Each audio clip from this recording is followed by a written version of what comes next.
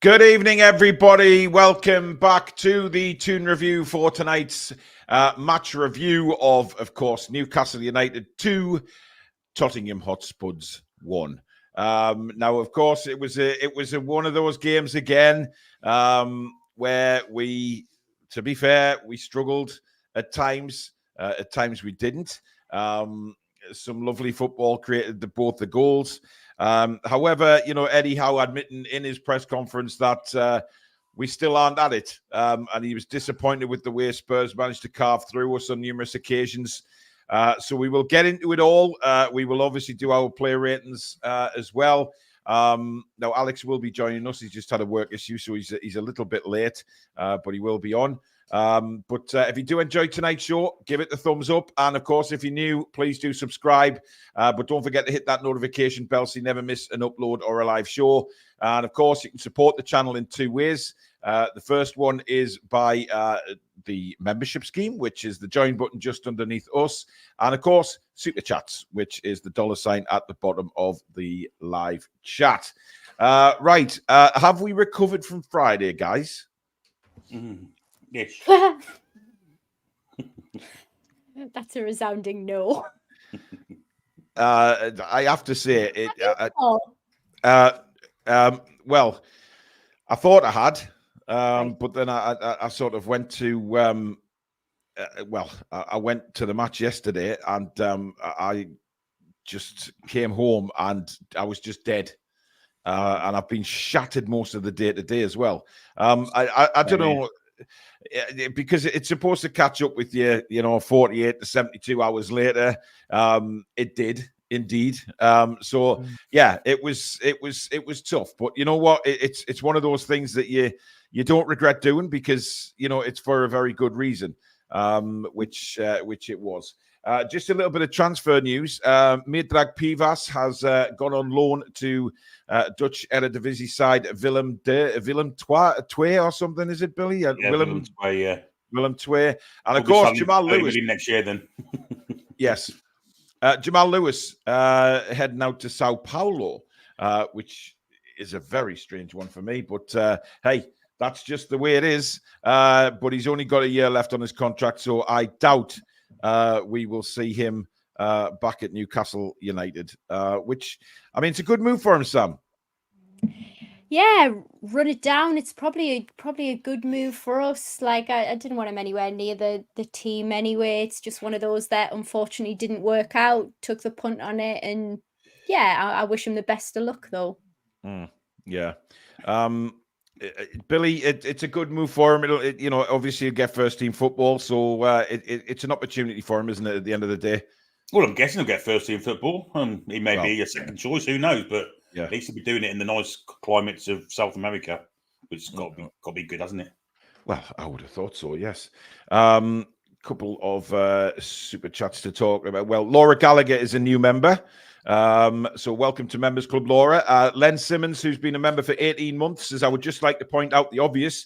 We scored all 3 goals. I love the game. Well, the result anyway. And Ray Fagan with a 99p super sticker. Thank you, Ray. I guess that's true. We did score all 3 goals. But I mean, look, being in that ground yesterday was, I guess we saw aspects of Newcastle playing some decent stuff, but Billy, in my eyes, there's certain players still well short of what they're capable of. Yeah, there seems to be a fitness issue with 1 or 2 of them. We spoke about it yesterday, me and Stasso. Anthony Gordon doesn't seem to have that acceleration he used to have, and I don't know if it's down to fitness. Once he gets going, he's fine, but he got outrun by Romero yesterday. I know Romero's pretty quick, but it's not in the same league as Anthony Gordon. Yeah. It was an odd game, wasn't it? And I summed it up like we lost most of the battles but won the war.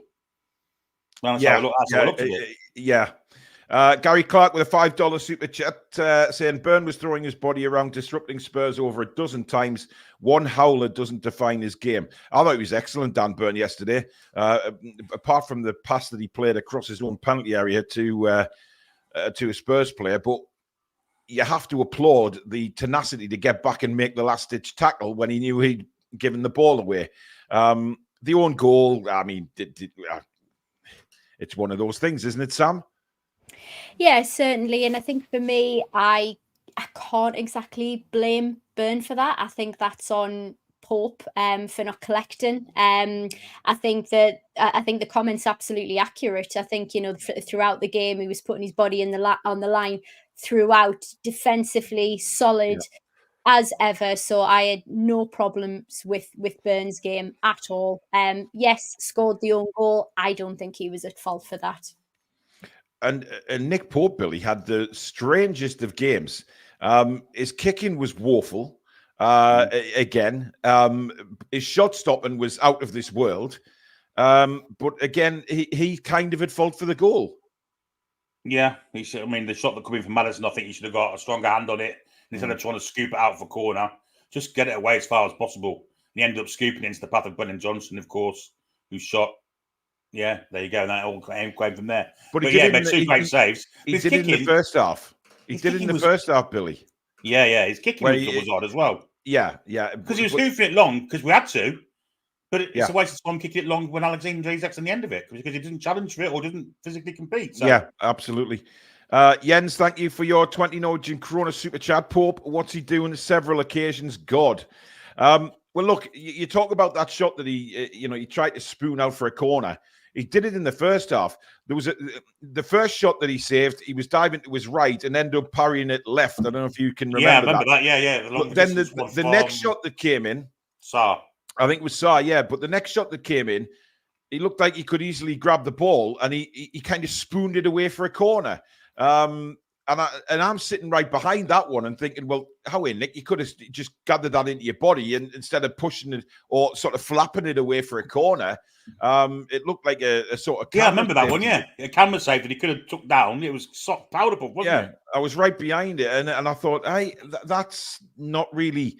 And then when crosses are coming into the box, he doesn't seem, as I don't know whether he's ever been really confident coming out and claiming balls, but he seems to have started to worry. And I don't know if you guys noticed, but after one save he made in the second half, he was holding his shoulder. I don't know whether you guys saw it on TV or whether the camera had panned away, but I was looking straight at him and he was holding his shoulder, and I thought, oh dear. But then he went and played on the game fine. But I guess, look, Nick Pope has got his qualities. There's no doubt about that, because if it wasn't for him yesterday, Tottenham would have scored 4 or 5. He made some very, very good saves as well.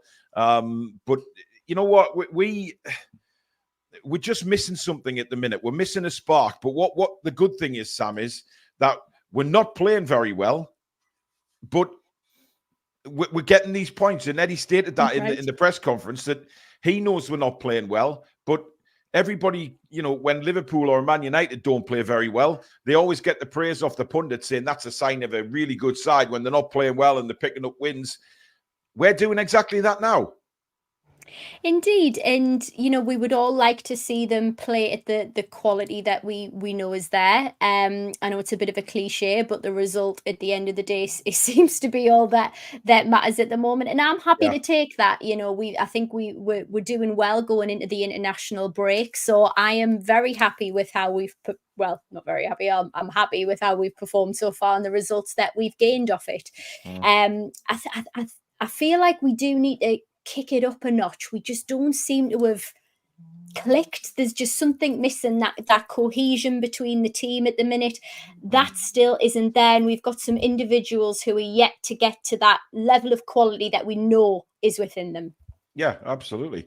Ab says, I saw Pope holding his shoulder. He seemed concerned throughout the game, but it's worrying. I'm glad somebody else saw it. Gary Clark, thank you for another super chat. Also at the 72nd minute mark, Bruno was a fraction away from an own goal. Would anyone attack him the way some are attacking Burn? I don't get the attacking on Dan Burn on social media today. I think it's absolutely pathetic. Not for the own goal. No, not for the own goal. He had a cracking game. Yeah, he did. And he's getting a load of crap today. And you know what?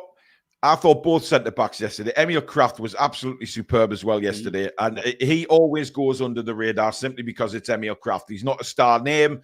He just gets on with his job.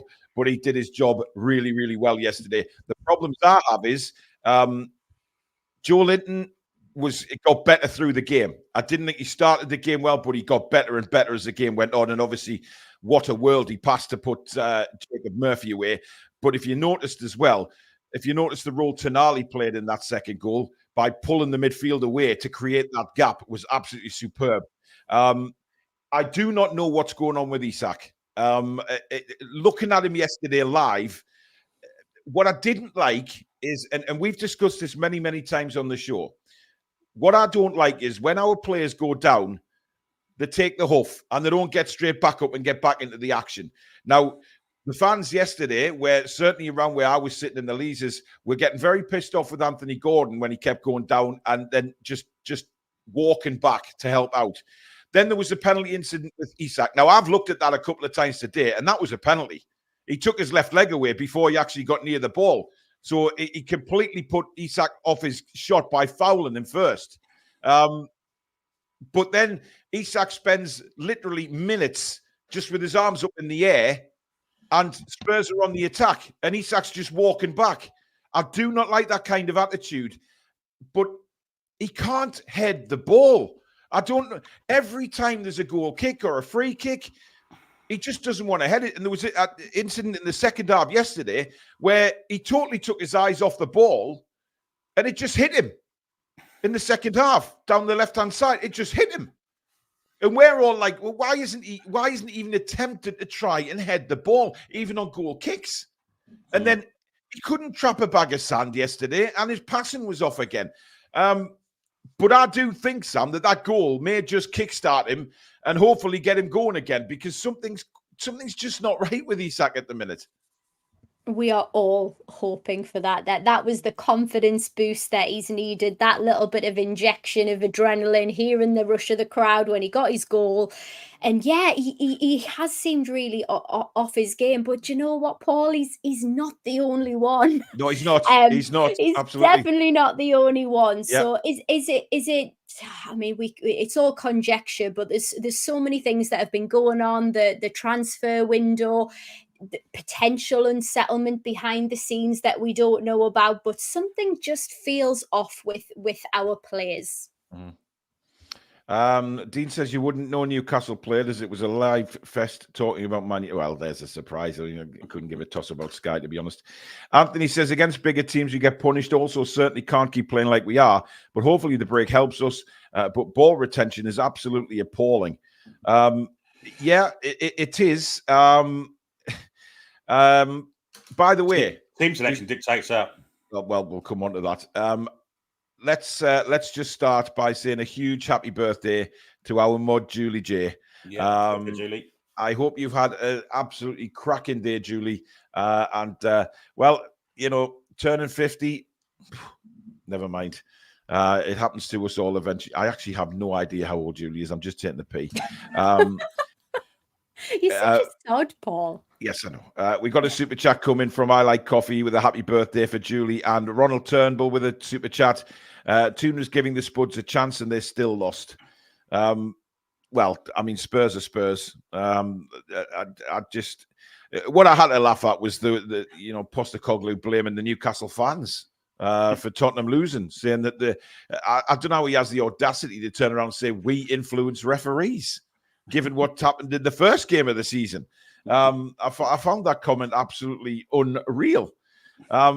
But look, Billy, Isak, form is temporary, class is permanent. We know he's got it in him. And I just think, he's off the mark now. And when he everyone had ran away to the halfway line, he turned around to the East Stand and gave it the big I am and sort of screamed as if to say, yes, I'm off the mark. Could that be the catalyst for him? 100%. And let's not forget, he did some sublime things as well as some of the ridiculous. Yeah, that chip, he definitely deliberate to hit the far angle of the goal. He meant that. He meant that, and it was an inch off being perfect. Mm-hmm. But his physical play was awful, and I think he's partly a goal for the fault for the goal as well, because he gave the ball twice away. Yeah, right, and in our defensive third, and we were guilty of that all day, to be fair. But yeah, physically he was awful. Passing was awful. Scored, should have squared in Barnes when he could have had the penalty, but he should have squared in Barnes. So it was a strange game for him, sublime to ridiculous, I think, looking back at it. Yeah. He's But he's off the mark, and I think that's the main thing. And Jacob Murphy was very unselfish. I actually didn't see Isak running in because I was right in front of it, and I didn't see Isak running in, and I thought Jacob Murphy had fluffed the shot. I thought, what the fuck was it? Get in! Just like I didn't realize Isak was running in, but obviously he was, and the rest is history. But look, it's clear to the manager as well that there's still a lot missing in our game, and that was there for all to see.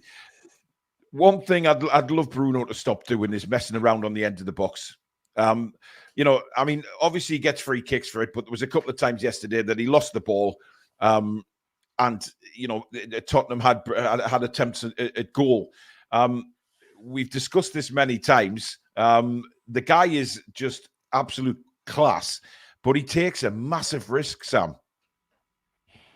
Yeah, it is squeaky bum time, isn't it, sometimes? But I mean, he has the quality. He has the confidence. I don't think we've been punished too badly yet. So it's about getting that under control. He's in a leadership role now. He is the team captain.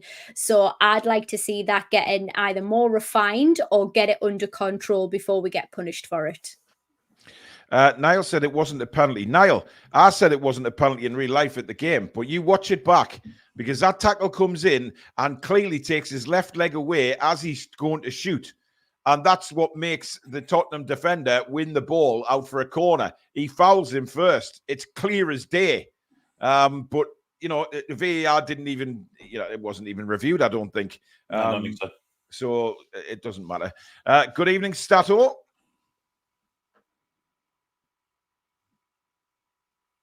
Stato, are you there? Alex? Good evening, how are we doing? Oh dear, his internet's terrible. Can you hear me okay? Well, you sort of moving slowly on the screen, and then your voice is coming through about 10 seconds after we've said hello. Is that any better? Scary. You look better now. Yeah, it's better, yeah.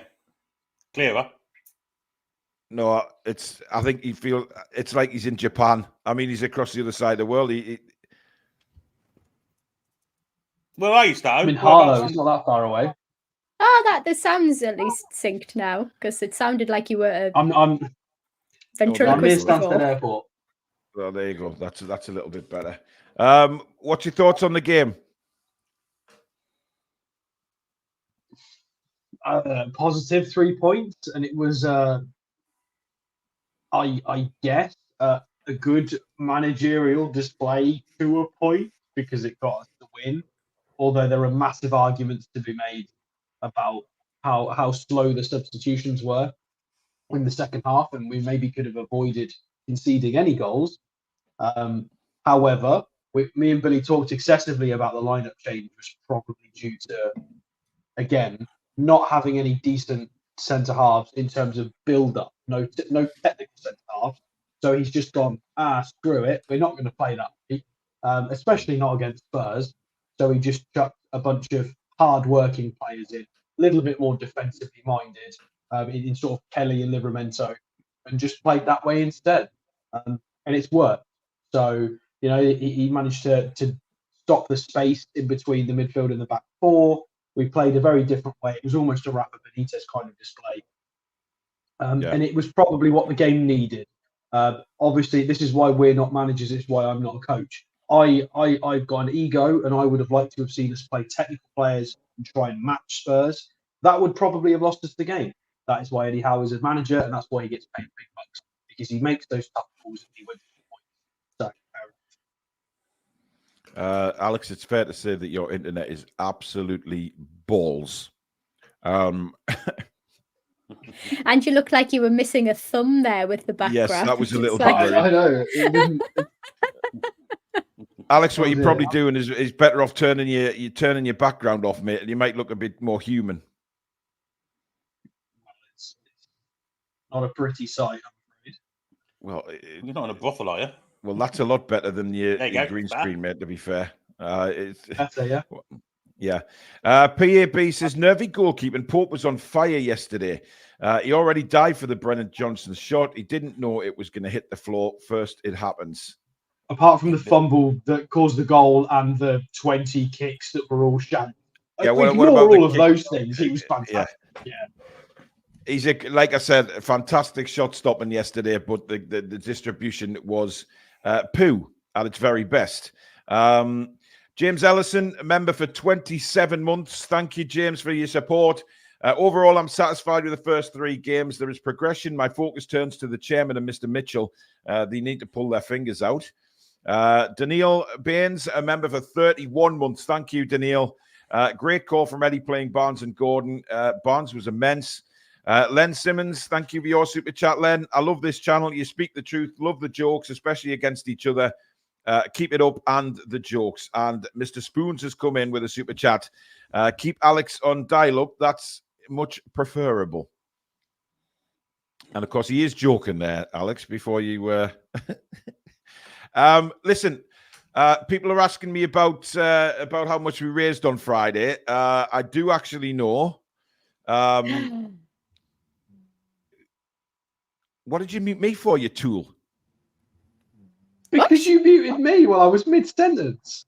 No, I didn't. Boys, behave. Somebody muted me. It's Somebody your backstage stupid internet, Alex. Never mind. Anyway, Ian sent another super chat in saying, only joking, Alex, my lovely. Thank you, Ian. Look, the total. Now, we wanted to hit 5,000, okay? The total raised... Do you want to have a go? We'll have a little bit of a guess here. Sam, you can go first. Guessing? No, I don't want to guess. I don't like it. I don't care. You're on the show. You've got to answer.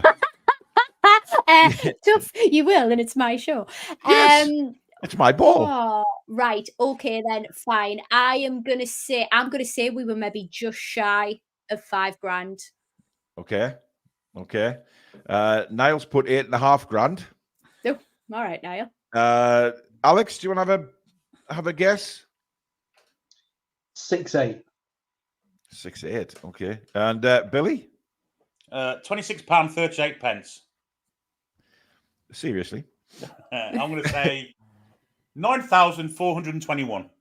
Billy, man. Flaming hell. The total raised was £4,667. Oh, that's so close. Close.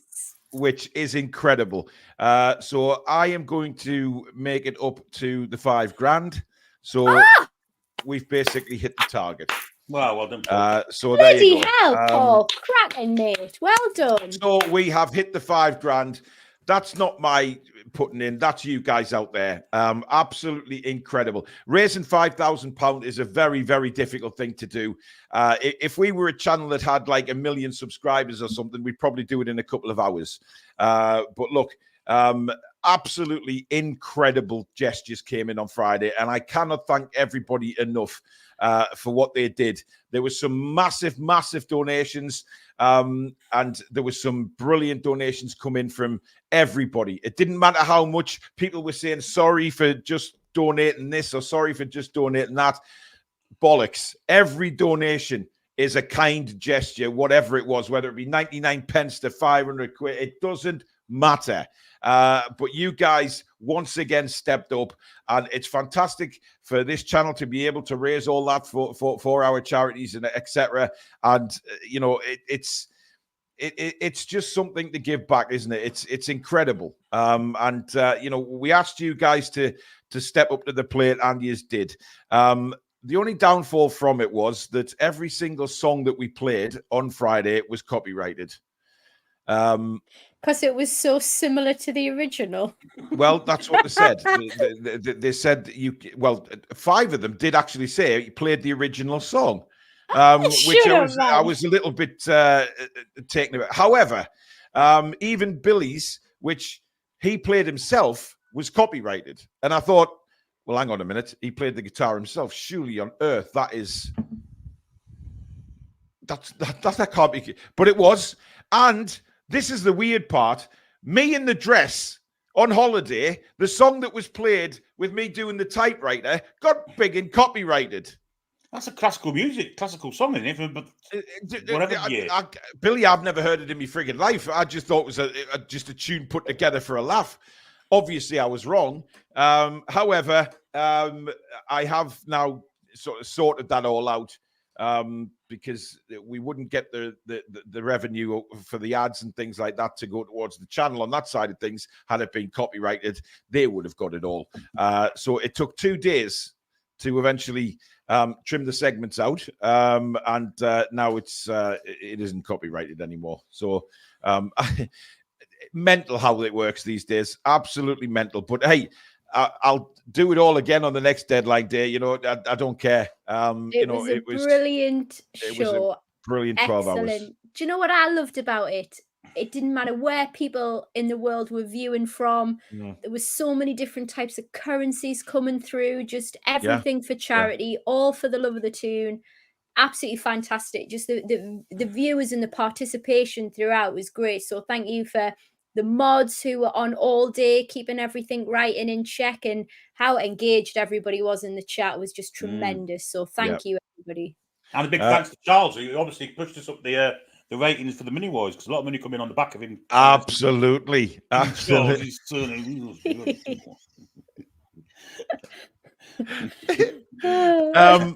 a couple of people asking if you can donate now. I suppose so, yeah, because I haven't. Obviously, it'll be a month before that comes through or anything like that. So, if you do, just make sure you put it in the comment on your super chat that it's for the charity, and that'll be fine. We'll get that sorted, no problem at all. Gary Clark with another super chat saying, "I'd rather Pope was a shot stopper than a rocket." Keith Dites, member for 30 months. And that awesome $500 super chat, remember, on Friday. Hell yeah, that's awesome. Thank you, Keith. And up the A1, 28 months membership. Thank you, guys. Fantastic, Paul. It was a fabulous show on Friday and well-deserved. Great laughs with all 4 of you chatters and mods. And Daniil with another super chat saying, "This is my charity contribution. I missed Friday." Now, I think we were all losing the plot by around 11:05. Some of us went a little earlier than that. I think it was before then. Now, Sam obviously started her little tipples a little bit too soon and kind of just got through the show. It was fair to say. By the skin of my teeth.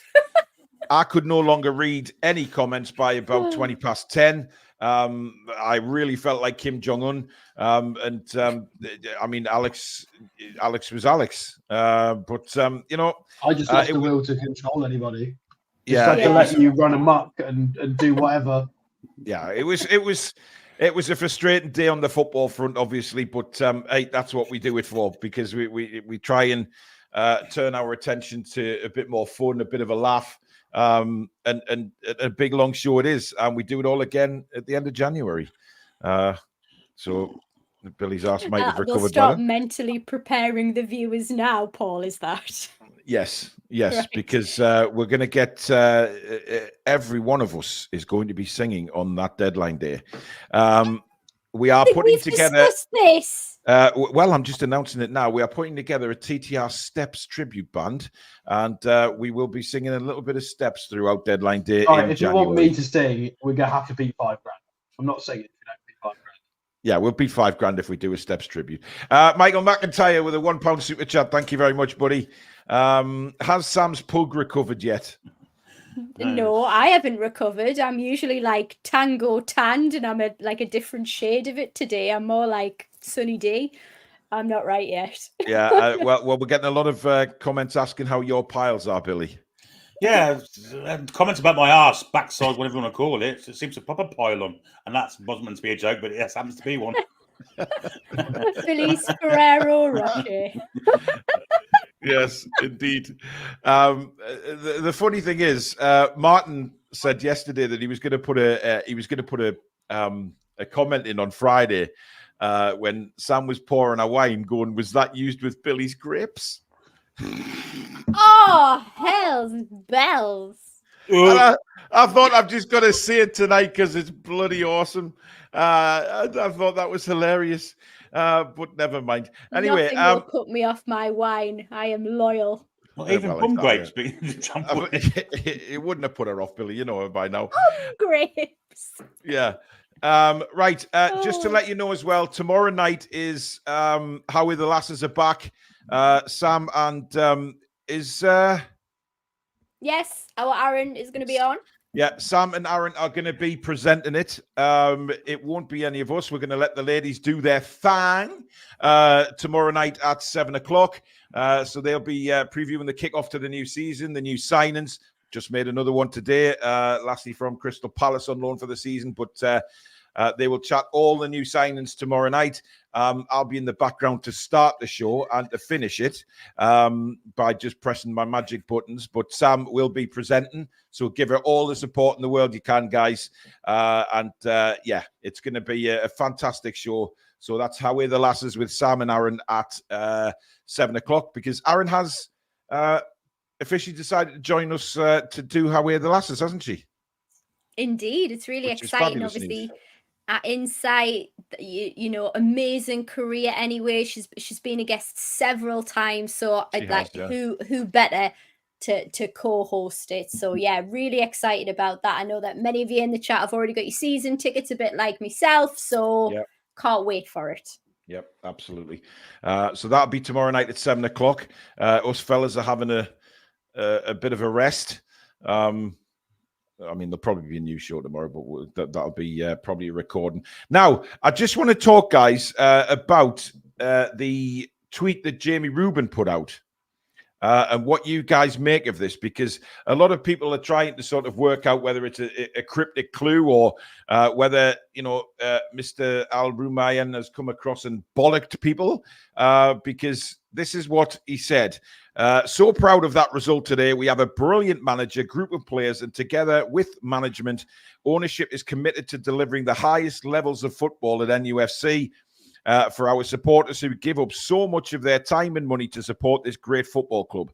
There will always be bumps along the road, but we are one united team in our pursuit of that ambition. Behave, you two. It's terrible. Why doesn't he use... Jamie, you went to school, presumably a private school. You have a blue tick, which means you can write longer tweets. That's poorly worded, mate. Come on, do better. It's terrible. Lovely tweet. Poorly designed and written, though. Very bad. Yeah, but I'll tell you why I think it's terrible is because it's exactly what the fans have said since deadline day. Literally word for word. It's exactly what we've said. And all he's doing is...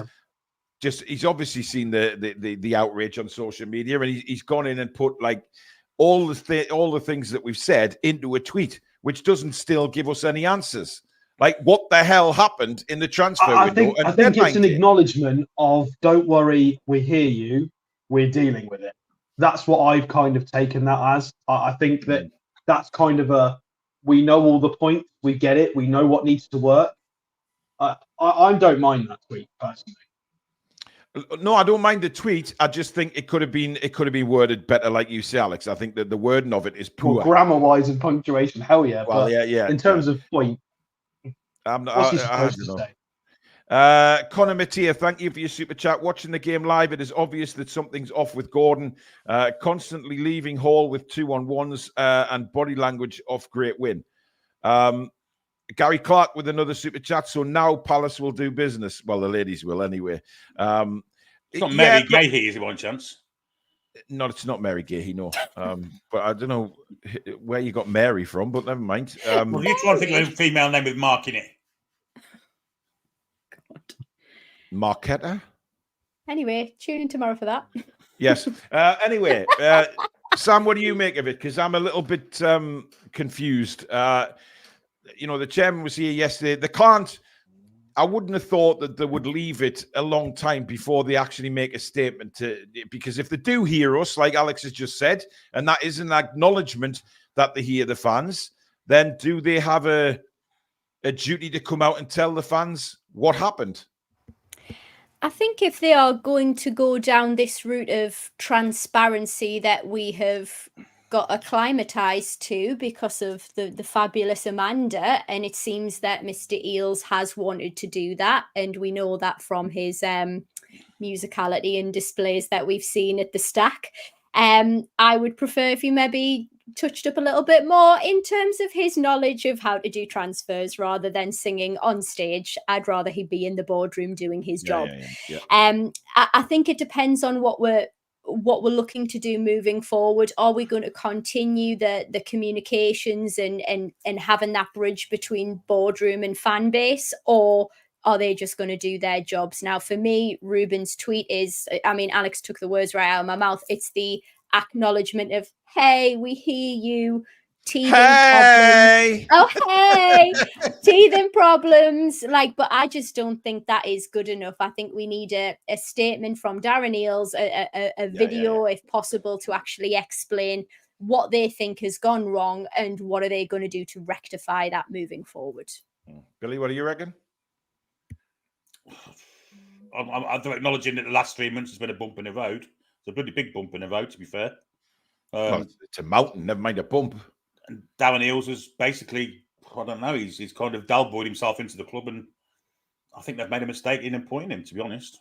Ooh, ouch. I think, can I just add something to that? I think there's a bit of an issue with, if we want him to fix this with actions, there's not a lot he can do until January. So it's going to be hard for him to fix it. So words are just going to be empty words, whether he means them or not. Nobody's going to take them seriously because he can't really change our minds yet. So is it even worth acknowledging it? He knows, well, we know, he knows, we know he knows. We all know it was crap. There's just no point. At this point, we might as well wait until he's got a period where he me as a fan, I want to know what happened in the window. I think from talking to a lot of fans yesterday, but it's not going to help. It's not going to help the club in the grand schemes of PR because they're but it would stop the unrest in the fan base, Alex. That's what I'm saying. They don't have to come and give us the full details. Or we could just be mature as fans and realise that it was a bad window, because otherwise the southern media are going to jump all over this and put us all in a bad light. So do we just move on and sweep this under the rug and give them an opportunity to fix it in January, or do we throw our toys out the pram and be immature and like, was it bad from Darren Eales?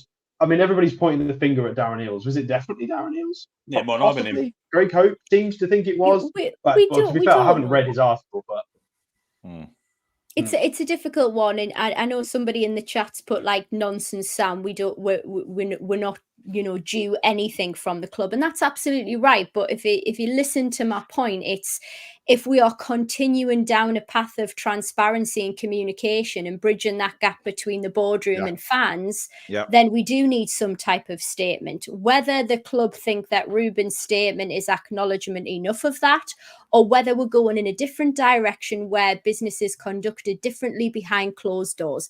That was the point that I'm making. Personally, as a fan, I would love an explanation because it helps set expectation. It helps tell me that lessons have been learned from the boardroom. They can't be too open with it though, can they? Because of course not. We don't want to give away secrets. The pressure's on again, then, isn't it? And it's absolutely exactly. We can't say, oh, don't worry, guys, we'll spend loads of money in January, because then all the clubs are going to be like, oh, okay, no good. Here come Newcastle with the checkbook open. So absolutely. It's a really delicate balance of how this is acknowledged, or even if it is acknowledged. Yeah, well, I don't know, but all I know though, a lot of the questions that were asked yesterday among everybody was, what the hell happened? But we don't know, but they get paid hundreds of thousands of pounds to know. Yeah, I mean, they can deal with that. It's not our problem. We've got to have a better transfer window in January, is all I'm saying, because if we don't, then I think there'll be ructions on. But if we get a couple of injuries before then, we could be in a little bit of bother.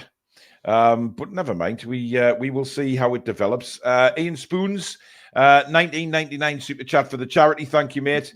You've done loads to support my charities in the past, Paul, and you, Alex, Billy, and Sam should be really proud of yourselves for what you've done to support these great causes. Thank you, Ian. Much appreciated. Right, let's move on to the player ratings then. Because I think these are going to be very interesting tonight. We will start off with His Holiness Nick Pope. Billy. Yeah, mixed bag, wasn't it? Okay, the long shot stuff was great, and he had plenty of them to go for. Because for the first half, we restricted Spurs to long shots. But his kicking was awful, and he's partly at fault for the goal. I'll give him a 6. 6. Sam? I too have gone for a 6, actually. I think stopped some decent shots, but the failure to collect the ball and the distribution, again, is poor. And I believe that the own goal was down to Pope not collecting.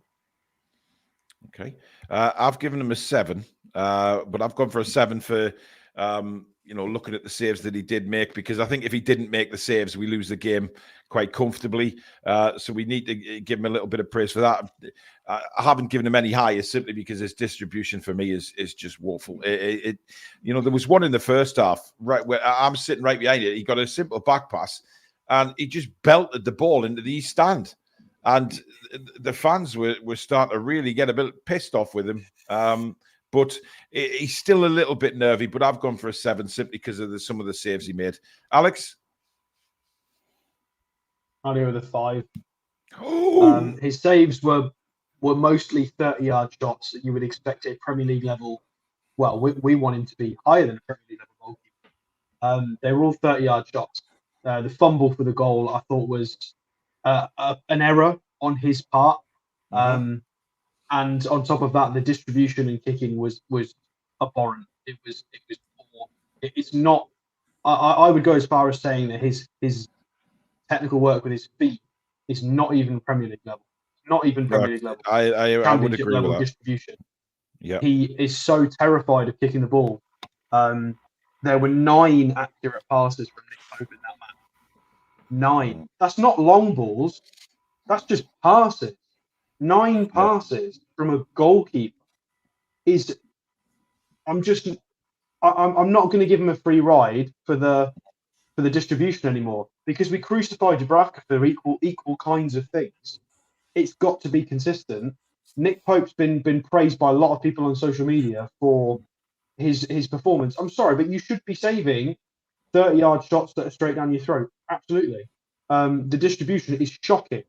A lot of it didn't help that Isak couldn't hold up an ice cream cone, but that's irrelevant. Nick Pope's distribution has got to improve, and most of it was 30-yard pepperings, and then the only closer save was then fumbled for a goal. So I'm going for a 5. I don't think it was a fantastic day at all.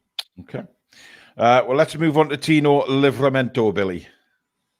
Defensively outstanding, I thought. Had a really, really good game. Yeah. We do lose a bit of technicality with him in the side, and maybe that forced him to kicking the ball long most of the time because we couldn't play it short. It was especially with Sherwood as well, and the fact that he dropped Lewis Hall for Lloyd Kelly. But defensively, what he's in the team to do, and he helps in attack in the second half, and I quite enjoyed his performance. Yeah, I'll give him a 7.5. 7.5 for Billy. I've gone for an 8. I thought he was excellent yesterday. I really enjoyed watching him, sort of proving why he was picked in the England squad. Defensively brilliant. Yeah, obviously the technical side of it, but I believe Tino will get better with that as he sort of grows into the role at Newcastle. But I thought he was excellent yesterday. Alex? I'm going to give him an 8. Purely based on he's got big shoes to fill in Kieran Trippier, and I think he's doing okay. He's not perfect, but he made 8 clearances yesterday. He ran up and down the pitch all day long, and he had to do a lot more work inside his own box, and I think he's probably comfortable with a lot of back post clearances, a lot of players to track, and they were very fluid Spurs, so he had to concentrate a lot. And he's still a very, very young man, so I'm going to give him an 8. I think it's a very good one. Okay. Sam?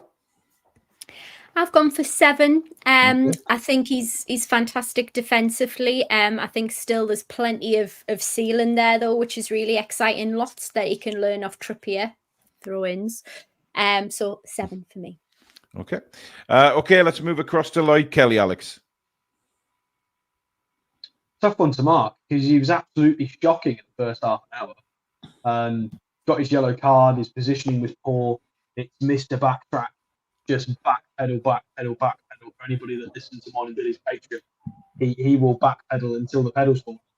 But then he suddenly popped up with an assist, with competency going forward. He had a second opportunity to attack and cross in as well. I think later on in the game, and it was suddenly really solid from him in the box as well. Headers away, clearances.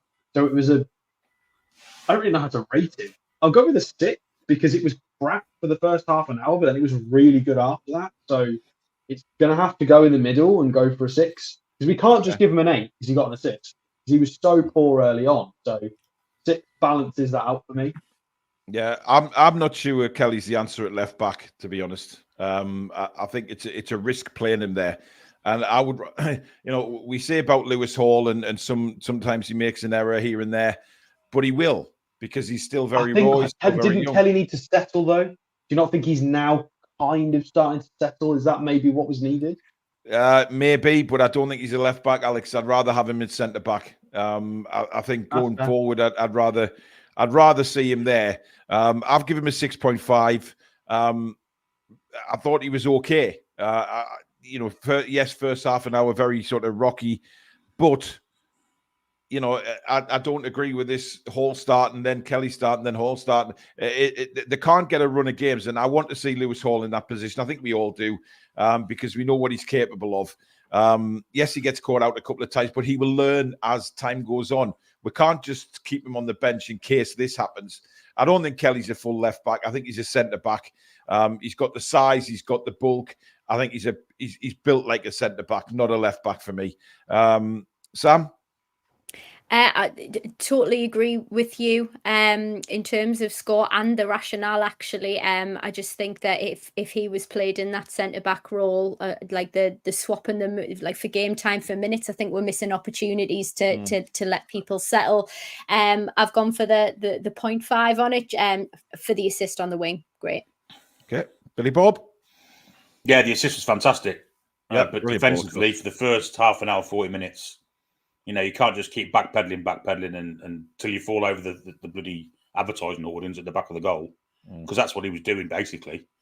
Refusing to put tackles in, waiting for them to make a mistake, and they don't make a mistake, you've got to put a challenge in before they get in the penalty area. Doesn't do it. After he got booked, strange enough, he started getting his foot in and trying to intercept it, which he's much better at. Yeah. This backpedaling stuff is ridiculous. He needs to know when to make a challenge. You can't just keep doing it. You can't just keep jockeying for jockeying's sake. Yeah. So I'll give him a 6 as well, yeah. Okay. Can I make a point, Paul, about your Kelly versus Hall? Yeah. Thing? If I would put quite a large bet on the fact that if Fabian Schär and Sven Botman were in that starting lineup, he would more than happily start Lewis Hall every day. Yeah, because he's got Botman to cover for him, and Botman's good at doing that. It's purely, again, it's not that he prefers Kelly to Hall. It's none of that. He decided, right, we're not going to beat them at their own game. We don't have enough technical players available. I think that was all it was. No disrespect to Hall. It wasn't you're better than you. It was purely he went, go on then Spurs, you do your thing and we're going to fight you in a different way. I think that's all it was, honestly. I think Hall plays if we have more technicians available. Yeah, I can see that point. Yeah, Abs says there Hall's been poor so far this season, but agree if Botman and Schär are fit, might have more trust in Hall. I don't think he's been poor. It might be down to game time, though. Yeah, I understand where you're coming from, Abs. Look, again, Eddie said about just a quick one on Anthony Gordon that he said in another interview that he didn't have much of a pre-season, which is why he's not up to fitness yet. I don't know. Anyway, Emil Krafth. I am giving Emil Krafth a 9. I thought he was outstanding yesterday. You know what? This guy goes under the radar game after game after game after game. He's coming in and doing a job. He's not a full-out centre-back yet. Yesterday, performed like one. He was, for me, our man of the match by a long shot. And I'm so happy for him as well because he doesn't get the praise that he deserves, Emil Krafth, by a long way. But I thought he was simply outstanding yesterday. So a 9 for me. And we've got a super chat in from Spike. Too many long balls, losing the ball too easy and not closing down players, just backing away, but still got the 3 points. Sam, Emil Krafth. I've gone for an 8. I think much better physicality that we're seeing, not afraid to get stuck in. I think really settling in for sure, actually doing a good job. I know we've praised in the past for being, solid backup, but actually I think a bit of confidence has grown there. So yeah. Yep. Alex? I'm going to go for 7.5. Oh, come on. He was solid defensively, but there is a lot lacking, and we are missing a lot from Fabian Schär. And yeah, but that's not his fault, Alex. And he's only got a certain amount of qualities that he can put into that centre back role. He's not a distributor of the ball. He's never been. He gets massive kind of kudos for the fact that he's a fullback playing as a centre half, and he's not as technical. He's doing fantastic. I'm just rating it based on this game.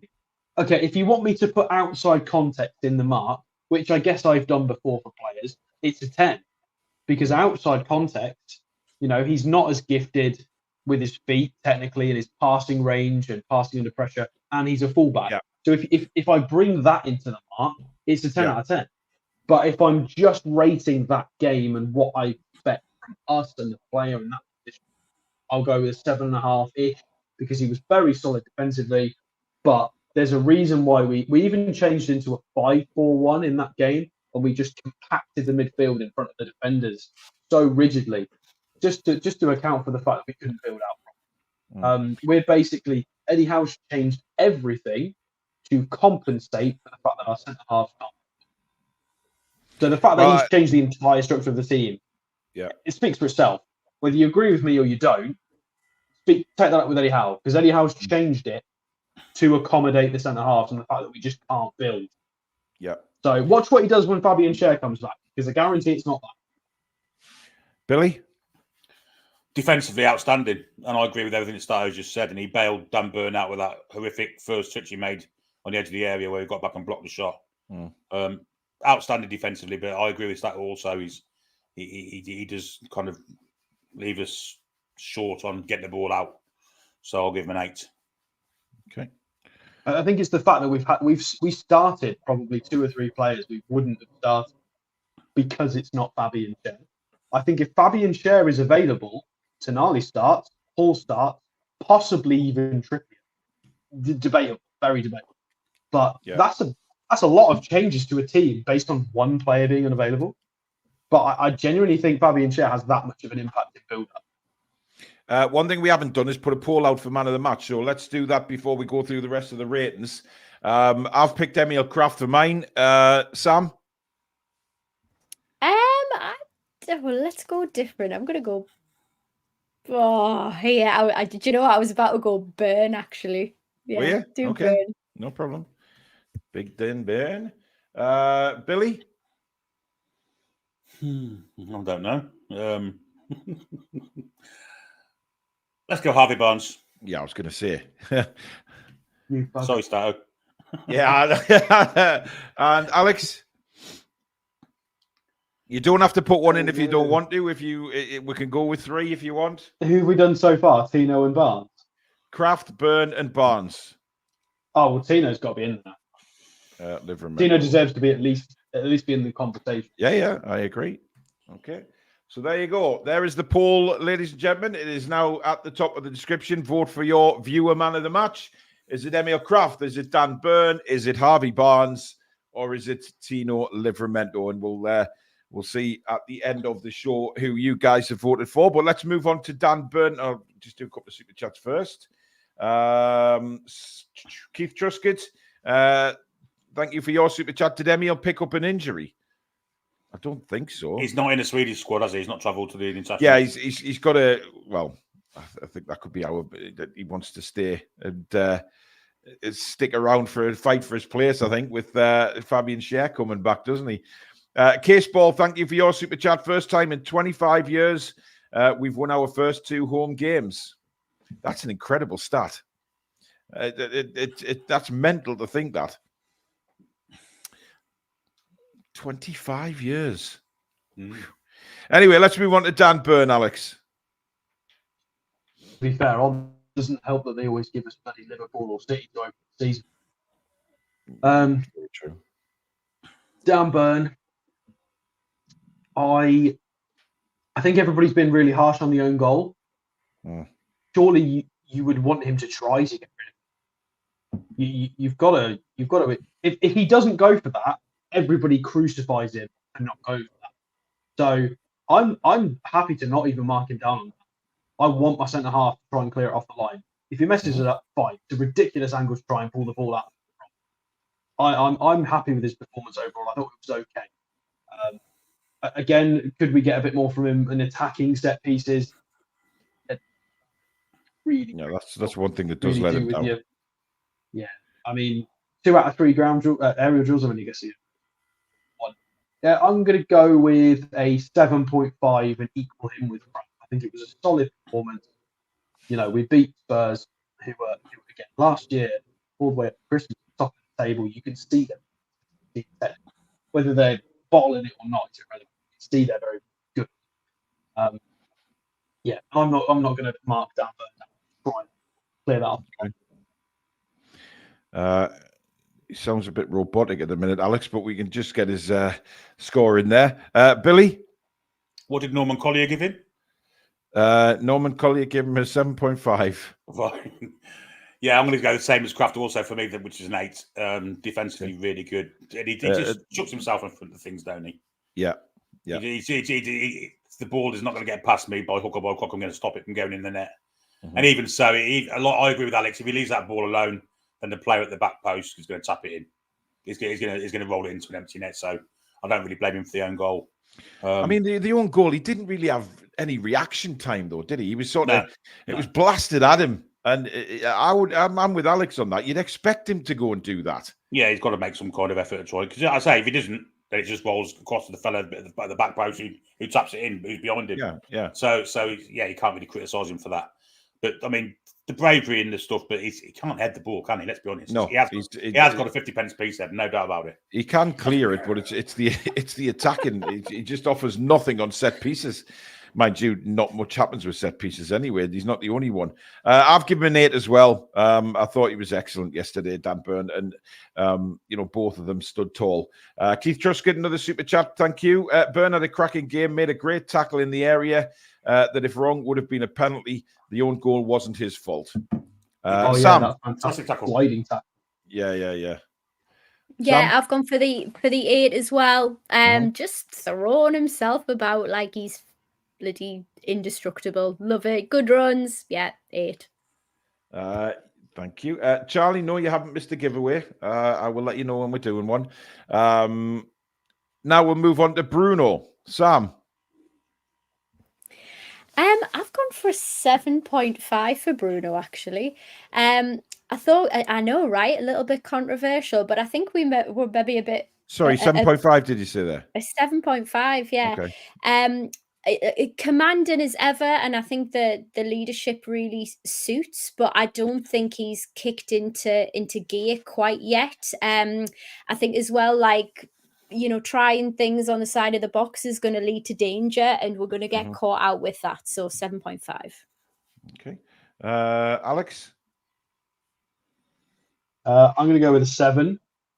He was much better seeing the game out. He kind of took more responsibility with the armband later on and understood we needed the points. I think it's hard for a player like him when the tactical instruction is, and again, I'm really dumbing this down, but when the instruction is don't play football to a player like Bruno, can you really blame him for struggling in certain moments? I mean, again, similarly to Dan Burn, I'm not going to criticise Bruno. If you're saying, right, lads, we're going 4-5-1, we're going to dig in and we're going to counter-attack to Gordon. Well, if you're Bruno Guimaraes, you want to be stampering around the pitch, and I'm giving him a 7 because I think it's a tough day for him when you're asking him to do that. But he did. He dug in and he was okay to see the game out. So. I've gone with 6.5. I want to see him stop messing around on the edge of the box. And I've seen a few comments come in saying exactly the same thing. Look, Bruno his will to win is there for everybody to see. He's just got this desire to win, and that is fantastic. And I love that about Bruno.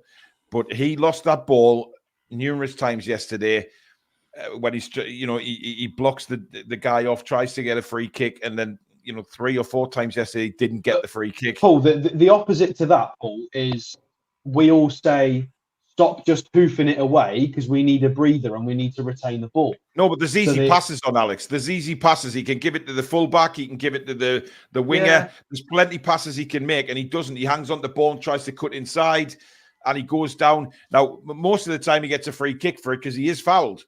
He's to grab his shirt, the slam into him. But I just don't want to. I don't want to see him take that risk. Just give it an easy pass. He doesn't have to be Brazilian samba passing all the time. Just give an easy pass like that, and let's get up the field. But apart from that, his willingness his desire, his willingness, it's there for all to see. And I think, Bruno, needs to play further forward. I think we've seen highlights of that already this season, where if he plays a little bit further forward, he's fantastic. I just think he wants to be up there as well. He wants to be part of the attack, and at the minute he can't. But we've got too many people that try and be Peter Kay and just hoof the ball away. We need somebody. I get that he loses it when he shouldn't, but somebody's got to try. You can't just keep hoofing it away. No, I don't mind the trying bit. I mind the losing the ball and almost conceding goals. Well, I agree with you. I don't like the losing the ball bit, but we can't just hoof it. No, absolutely. Sam, Bruno. I did, Bruno. Sorry, I'm missing Billy out. I do apologise. I looked at the wrong name there. Sorry, Billy.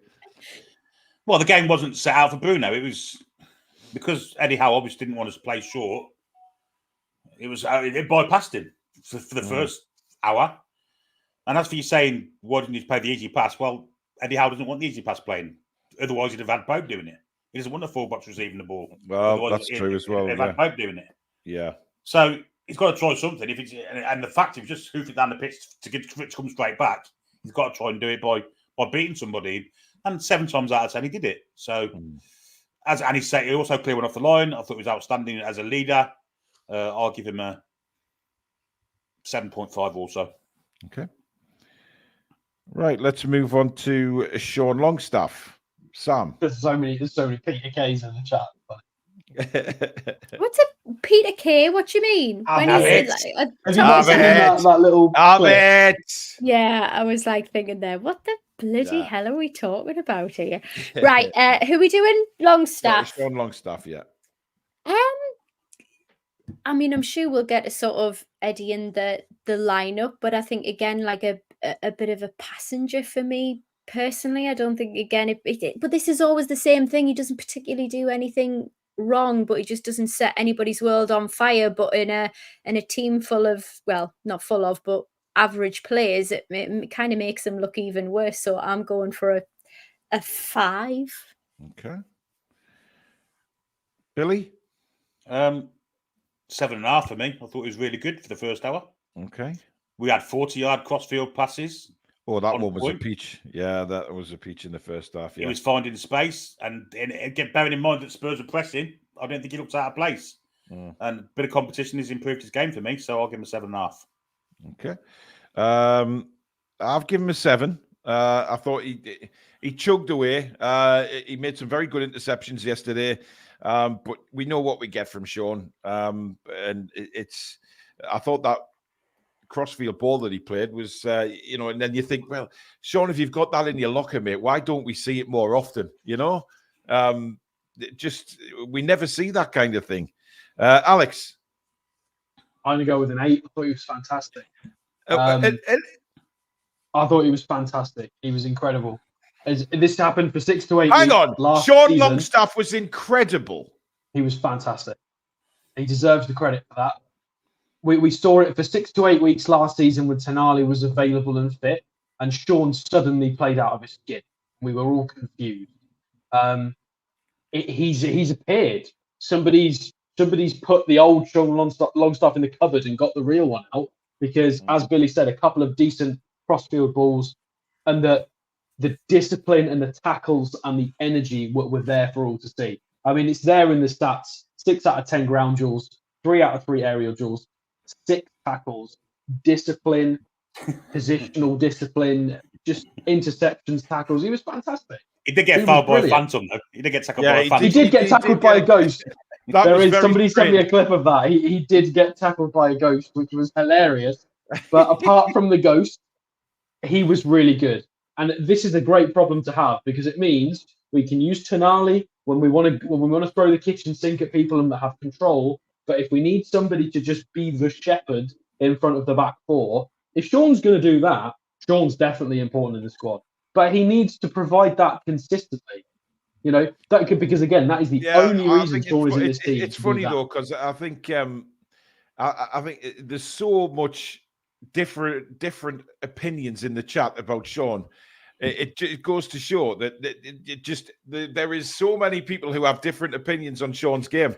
Habitual, I think. I'll be honest with you. I think it's habitual. People more. I agree. I'm guilty of that. It is my conscious bias kicking in because I'm just the frustration of last season, whether it was his fault or not. I'm like, you've got some making up to do, lad. So a viewing perspective, does he set my world on fire? Am I out of my seat when Longstaff gets the ball?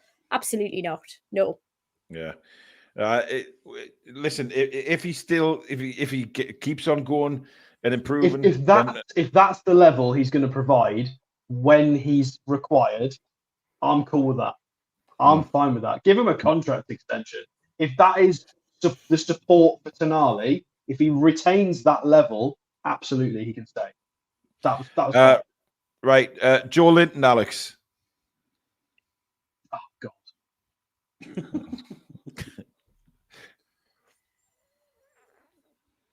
I'm going to go with a 6. A 6. Really difficult one to mark, and people are going to probably throw the kitchen sink at me. But really struggled already in the chat. Really struggled with his discipline and tackles, positioning. 3 out of 14 ground duels for Joelinton.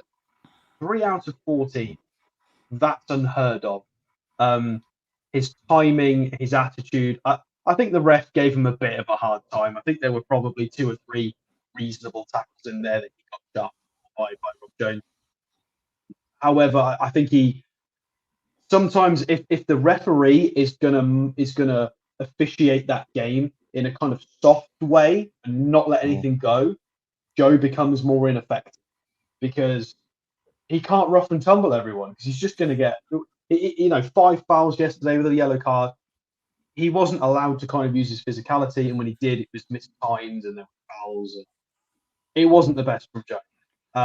But his 6 is retained because of the assist. It was disgusting. It was filthy. He rode a tackle, made space for himself, had the vision. If I said to all 3 of you on Saturday in the Spurs game, one of the midfielders on both teams is going to make a fantastic killer ball through the middle, you'd have all gone, oh, it was Bruno or Maddison or Tonali. Nobody would have said it was going to be Joelinton. So hats off for the pass. It was fantastic. So more of that. Yeah, I've gone for a 6 as well. I thought that, but I did say earlier on in the show that I thought he got better as time went on in the game. But it took him so long to find his feet. Hopefully those feet have been found. David Smith, member for 27 months. Thank you for your support, David. Much appreciated. Based purely on Saturday's performance, Longstaff deserves higher marks than Joelinton and Bruno. Interesting. Gary Clark, thank you for your super chat. Longstaff is 7.5, an excellent grinder's game. It suited him, didn't it? It suited him. Yeah, well, that's the kind of game it suits him. It's a very Isaac Hayden kind of game, isn't it? Billy, Joelinton. I think this has happened in every game this season. He's got better as the game's gone on. And it happened again Saturday. And the last 15 minutes, he was pretty brilliant. But the first 75 minutes, he was crap. But that ball through for Jacob Murphy was sublime. And the way he got away from Maddison to make it was brilliant. So I'm going to give the same as I give Lloyd Kelly, which was, Paul? A 6, Billy. A 6. There you go. Sam? 6.5. Okay. That turn in Maddison was just fabulous to see. It was. Loved that. It was brilliant. Okay, Harvald Barnes. I've given Harvey Barnes a 9. I thought he was one of the standout players yesterday for us. the finish was just sublime.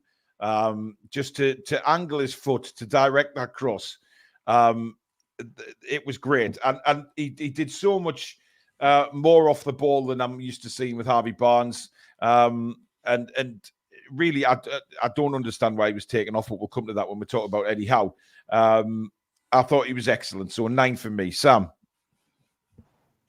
Put an 8.5. He was just excellent again, just so well timed to receive Kelly's pass. The just way that he just made the turn, and it was just the vision for it, just absolutely superb. Yeah, Alex. Barnabas gets an 8.5. He was good. He was good. Finish was fantastic. He contributed physically. 3 out of 3 ground duels. Positionally was better. Defensive contributions were better. A lot of people not sure why he got taken off.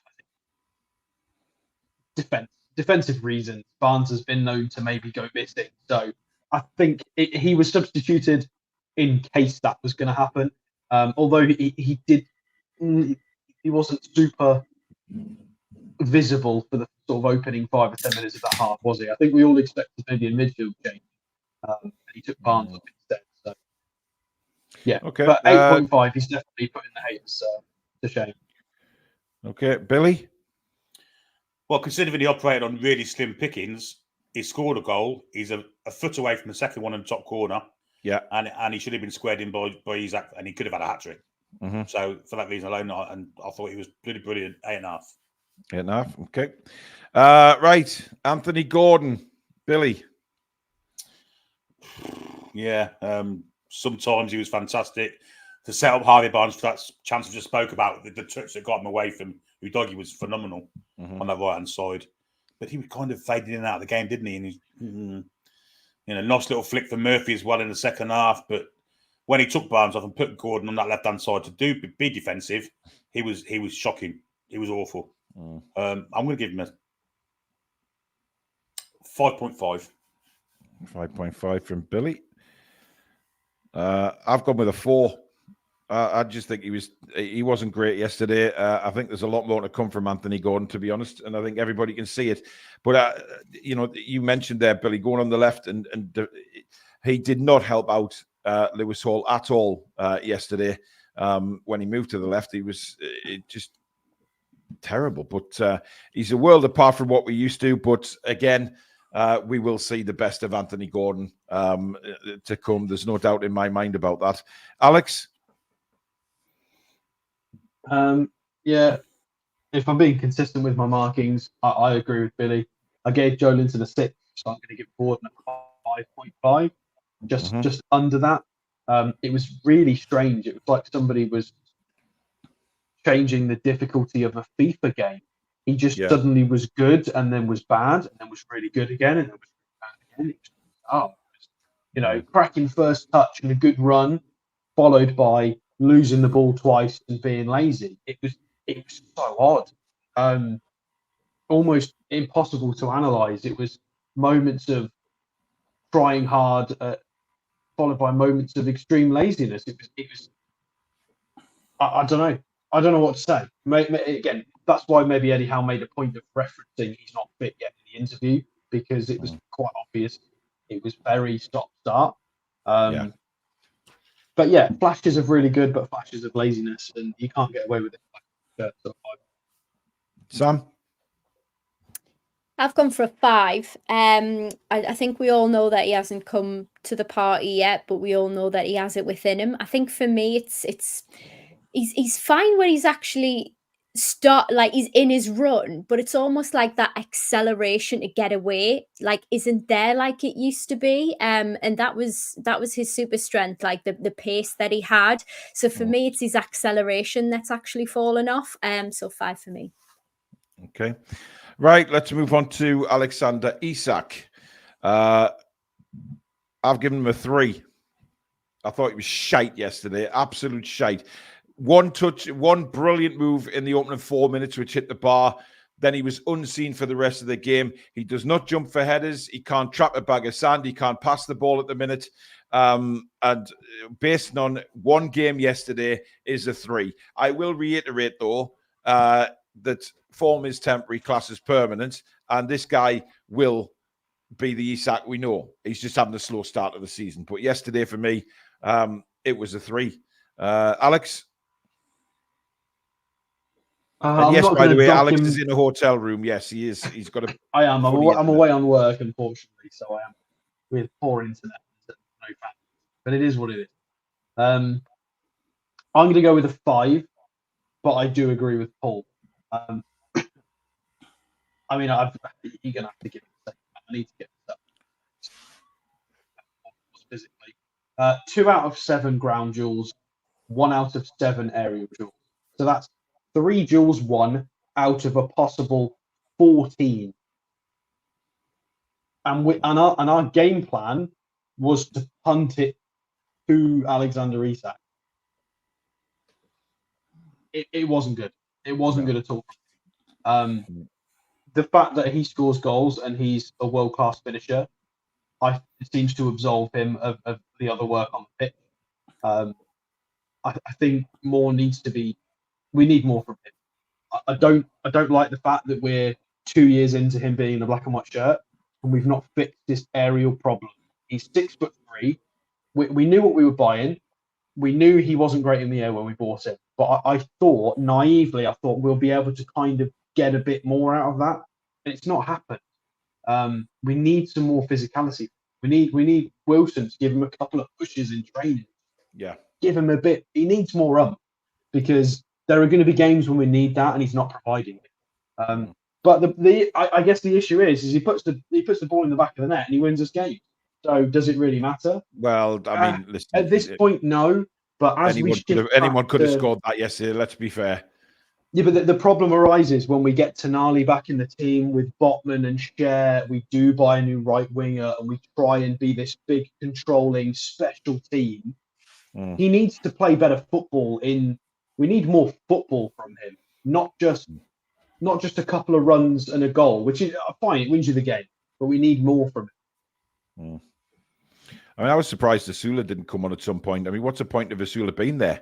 It's just if Isak's not playing well, why not put someone up who's going to hold the ball? We know Asula can do that. Billy. Yeah, we were really frustrated with him in commentary yesterday. Really frustrated. And even dropping deep to defend, giving the ball away in defensive third time and time again. Yeah, it was awful. Apart from the chip that hit the bar, he should have squared Barnes in for another tap in. He didn't do it, although he did get a possible penalty for it.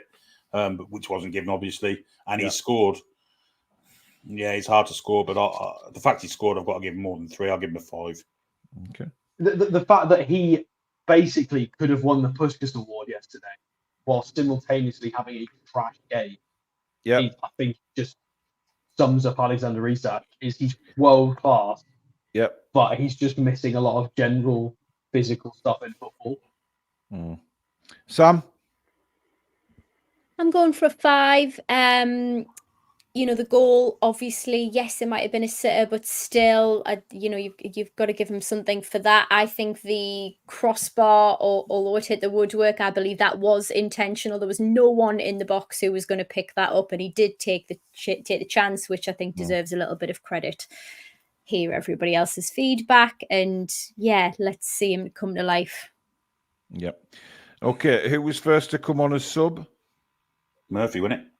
Murphy. Yeah, it was Murphy. Okay. Right, we'll rattle through these a bit quicker, guys, because I know we'll push for time a little bit now. What we're going for Murphy, Billy? Well, he's got an assist, hasn't he, with a fantastic run. And aside from that, he weren't too bad. He did give the ball away a few times. I'll give him a 6. Okay. Alex? Yeah, I'll go for 6. He was pretty trash physically, lost all of his duels, and was poor with the ball, but then basically helped win us the game. So it has to get a 6, has to get a positive mark because it was fantastic from him. But everything else was really poor. Yeah. Sam? I've gone for a 6.5. I was tempted for the 7 because I think he was just so unselfish with the assist. The run was excellent, but I'll stick with the score. Okay, well, I've gone for a 5 because I thought he was dreadful until he made that pass. It gave the ball away every time he touched it, but he needed to shot one near post as well. Remember, a little cheeky near post flick. He did. Right, who was next to come on? Tonali and who's the one that come on the same time? Tonali and Lewis Hall, yeah. So we'll go with Tonali first. Alex?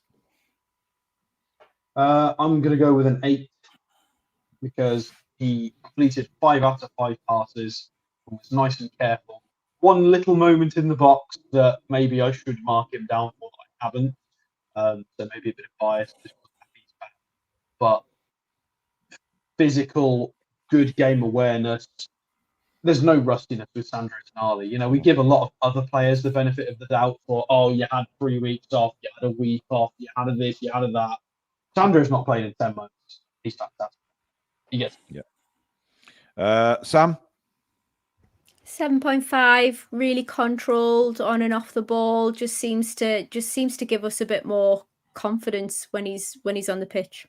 Okay. And War Flags, by the way, absolutely tremendous display and show of support. So great work for War Maybe Flags. Didn't start the game. It would have been better. Right? Awkward. Yeah, just a little bit orcs. I've gone with a 7. I'd love seeing him back, and the noise in that ground when he was brought on was fabulous. It was incredible. Billy? Well, the fact he came on the pitch and straight away we had a modicum of calmness about our midfield spoke volumes to me. Yeah. Didn't give the ball away. Didn't give the ball away at all. Made fantastic runs. One of them, which was instrumental in the scoring that winner. Opened up the midfield. Yeah. 8 out of 10 for me all day, every day. And if you just started the game and played like that all the way through, you're looking at 10 again. Indeed. Lewis Hall, Sam. Probably a 6. I don't feel like he had enough time to make a huge impact, but came on and did a job. Yeah, I've gone with a 6 as well. Billy? Yeah, completely stifled by Anthony Gordon's idleness to help him out, actually. So I think 6 is fair. Alex? I'm going to go with a 7 because I don't think he was helped enough. I liked what he was trying to do.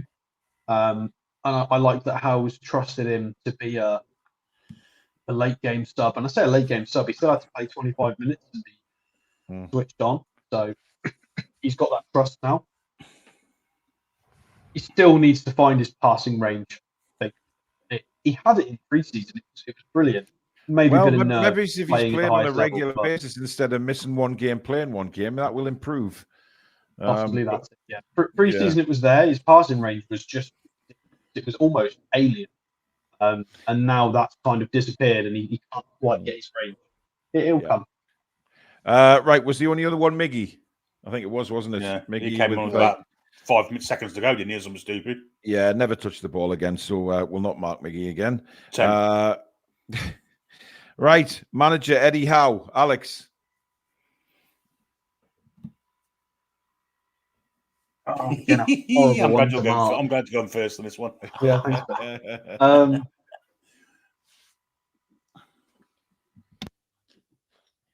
I'm going to go with a 7.5 because he's got 3 points against the Spurs team that a lot of people were expecting to kick on and challenge the title if everything clicked, like Don Blank and stuff.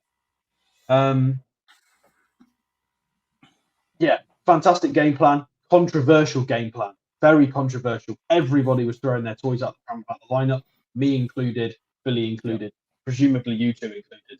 And nobody was happy with that lineup. Everybody thought they were missing players. He didn't care. He drowned out the noise. He was like, we're going with this game plan. We're not going to try and take it to Spurs. We're going to play our way, try and get the win. It's no higher than a 7.5 because I do think the subs were too late and we conceded as a result of that. So I can't go any higher than 7.5. But I've gone with a 7.5 for exactly the same reason. I think the subs were too late. I think if there's just one problem is the substitutions. You know, he had a game plan, which is why he picked the team, I guess. I don't really agree with Lewis Hall not being left back.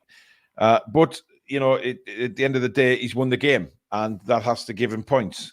Because Can I just address somebody who's been winding me up all night?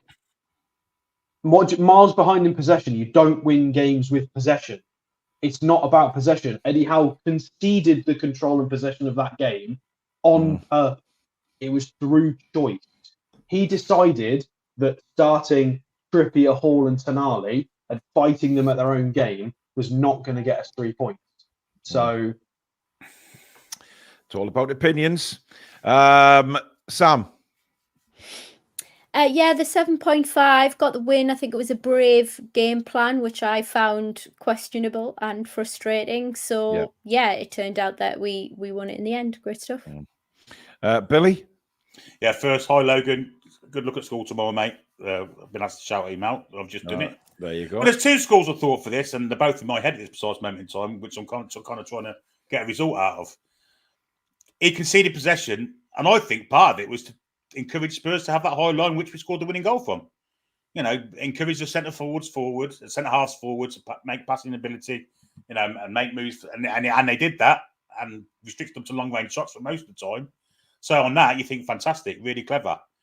But we all saw that goal come in a mile off, and Ange made a change at half time, which he didn't counter at all until they'd scored. So reactive management yet again, but really clever in the fact that he's drew the Spurs defence into a false sense of security, kind of, with just playing with a low block and kicking the ball long. It's a hard one to score. I'm going to give him 6.5. 6.5, okay. So there you go. Right, let's see who was the viewers' man of the match. Who are we guessing, guys? I might go Tino, actually. probably Tino.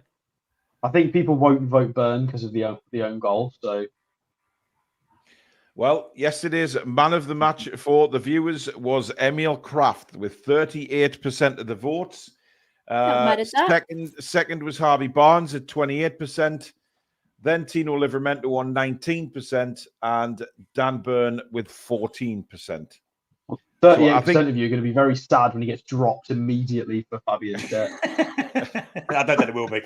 It's a decent consolation. The female half of the 38%. Yes, I think that's across the board. A very close man of the match this time, which we've never really had before, to be fair. But there you go. That is it. Right. Thank you very much, everybody, for watching. Thank you to all the super chats and, of course, memberships. Mods, thank you very much. Alex, Billy, and Lady Sam, of course, thank you.